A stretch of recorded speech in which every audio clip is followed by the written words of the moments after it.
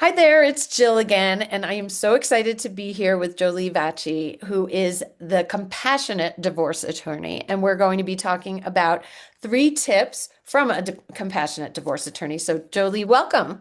Thank you, Jill. I'm so happy to be here with you today. Me too. Did you want to add anything about your background to introduce people to you? Sure, yeah. I'm the founding attorney of Foundations Family Law and Mediation Center. We're based in Worcester, Massachusetts. We practice in Central to Eastern Mass and Rhode Island. I'm an attorney, a mediator, a collaboratively trained attorney, and a coercive control trauma informed attorney. So, Oh, I love thank you. that. Yeah. That's awesome. Well, so why don't you start in on your 3 tips? Yeah, so my first tip is don't DIY your divorce.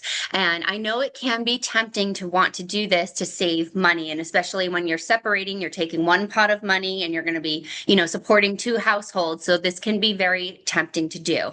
However, a divorce is one of the largest financial contracts that you will ever enter into in your entire lifetime. And the stakes are just too high to do this on your own. And if you have children, I mean, that is serious enough of an issue as well. So, another thing is certain parts of your divorce judgment are essentially permanent once they are approved by the judge. And this, pertains to property division. Sometimes an alimony waiver can be permanent the way it is written. And that means it can be impossible to correct later on. If you talk to an attorney later and discover, oh no, I agreed to a really bad deal.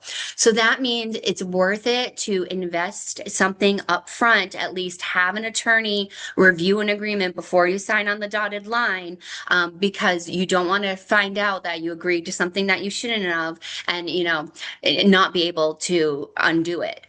So it's worth the investment now to protect your future. The stakes are just too high. Absolutely. Now your second tip, let's get into that. Okay, so this tip is to use your attorney strategically. So I just told you, don't DIY it, get an attorney, or, you could have a mediator if you decide to go in the mediation route. But you don't want to go to your attorney or your mediator for everything. This is coming from an attorney. We are too expensive and we don't know everything. I wish I did, but I don't. So I am not a tax expert. I'm not a real estate expert. I am not a therapist. So the attorneys, we need to know the details that are going to be important for us to formulate your legal strategy and, to be able to communicate the important details to the judge. But we don't need to know all the nitty gritty details. So if you have questions about, applying for a mortgage, you should be talking to a CDLP, which is a certified divorce lending professional, a mortgage broker. If you are selling the marital home or you're looking to buy, you should be talking to a certified divorce real estate expert.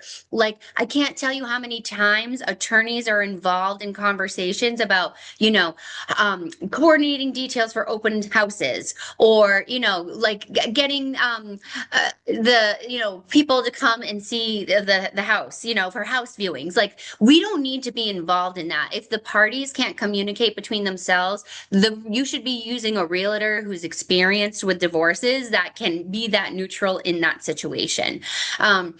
For taxes and all of those, like budget planning, evaluating settlement proposals for tax purposes, I can't do that as a divorce attorney. I need to rely on a CDFA, which is a certified divorce financial analyst. So you should be having those conversations with a financial advisor or a CDFA.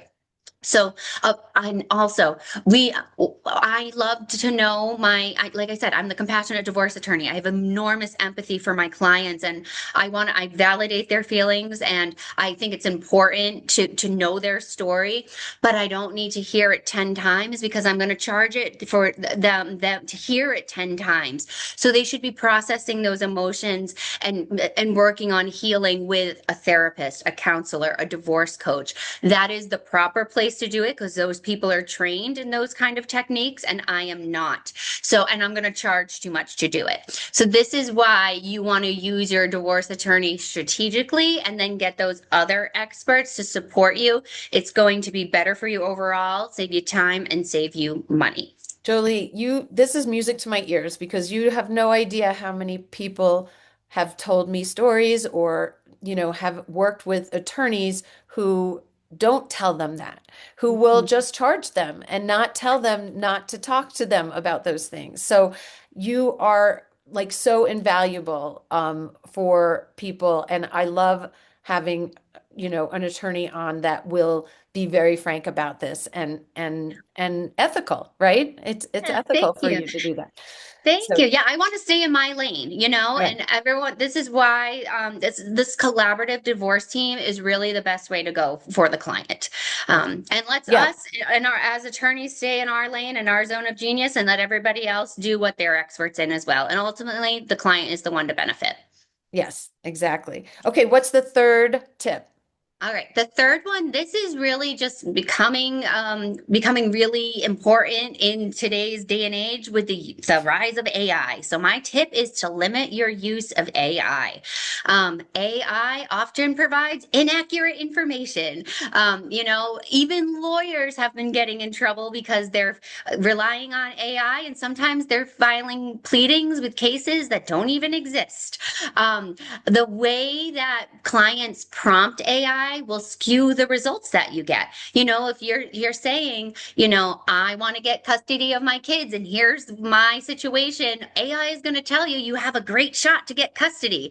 But if you're prompting it a different way and saying, I don't want my ex to get custody of the kids and here's why, it's going to tell you, oh yeah, he has a terrible chance. So it's misleading. It's meant to foster a positive reaction in the user. And so what this does is when you get this positive feedback from AI, and then you go talk to your attorney, and they're telling you, actually, what I see in this case, and they're setting realistic expectations for you. It's creating this friction between clients and attorneys, and it's eroding trust between clients and attorneys.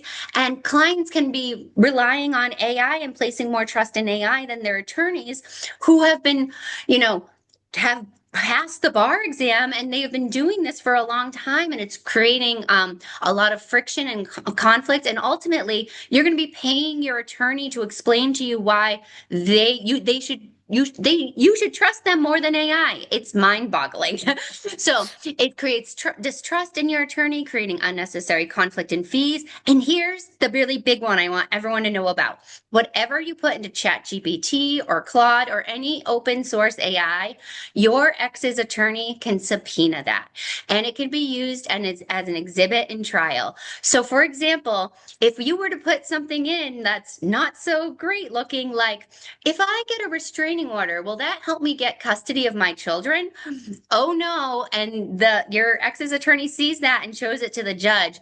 That could destroy your credibility in court. So just lay off the AI, trust your attorney. You're hiring them for a reason. And if you don't trust your attorney, then you should be getting another one. So, and my Great, last, yeah, great I tip. just one last little bit on this. AI is also a robot. Remember, it does not account for the very human side of family court. Judges have wide discretion in family court. Your attorney knows the judges. They know the courts that they work in, and ChatGPT doesn't. So that's another thing, is trust the humans, not the robots. These are amazing tips. I haven't had any tips on AI, so I'm really thankful that you're sharing this information. I never even thought about it. So, how can people get in touch with you? I want to say one thing about the way that you work with a team approach, and it's really helpful to get all the professionals in there instead of just relying on attorneys, which a lot of attorneys really that's all they do. And your team approach is so wonderful for the people that you're working with. So how can people get in touch with you? Thank you. So yeah, so our website is Foundations Family Law. So Foundations with an S, and that's the handle for all of our social media. And we offer a free discovery call, so you can look us up. And yeah, we call it a one-stop shop for holistic divorce approach. And so when you hire us, you get an attorney, but then we also have, we call them our power partners. So they are vetted divorce professionals like the mortgage broker, the CDFA, the divorce coach, all of the aligned divorce professionals we were talking about that are already vetted and ready for our clients to be connected with so that they have this collaborative divorce team already ready for them when they engage with our firm, because we do think that this holistic divorce model is the one that's most supportive for our clients. Absolutely. It totally is. Well, thank you so much, Jolie. And I will put all your information with the video so they'll be able to connect with you. Thank you. Thanks, Jill.